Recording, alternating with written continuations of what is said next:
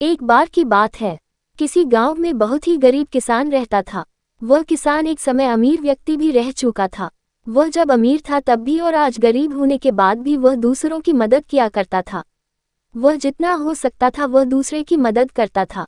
वह किसान जब भी मंदिर जाया करता तो ईश्वर से धन मांगता ताकि वह दूसरे की मदद कर सके। ऐसे ही कुछ समय बिता। एक दिन किसान ने एक सपना देखा कि अगले दिन तुम्हारे घर पर एक साधु आएंगे। जब वह तुम्हारे घर आए तो उनके घर के अंदर आते ही उनके सर के पीछे डंडे से स्पर्श करना। डंडे से स्पर्श करते ही वह पूरे तरह से सोने के बन जाएंगे। इस तरह तुम फिर से एक अमीर आदमी बनकर दूसरों की मदद कर सकते हो। अगले दिन ऐसा ही हुआ। उस किसान के घर पर एक साधु ने दस्तक दिया। ये किसान पहले से ही डंडा लेकर तैयार था। जैसे ही वह साधु घर के अंदर आया, किसान से डंडे से उसके सर के पीछे स्पर्श किया और वह पूरी तरह सोने के बन गए। अब ये सब कुछ एक नाई, बाल काटने वाला, ने देखा लिया।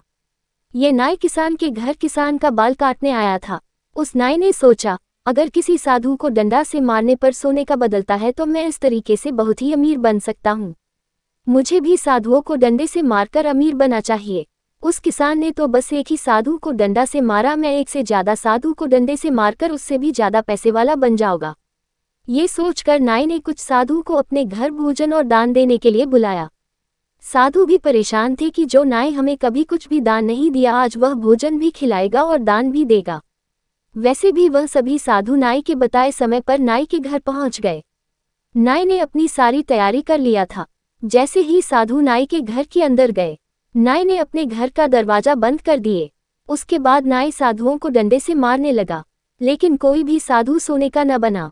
साधु नाई को इस तरह से मारने का कारण समझ नहीं पा रहे थे। कुछ समय मार खाने के बाद सभी साधुओं को गुस्सा आ गया। सभी साधु मिलकर नाई को खूब मारा। नाई को मारने के बाद वह नाई के घर से बाहर आ गए। कहानी से ज्ञान, हमें किसी का नकल कभी नहीं करना चाहिए।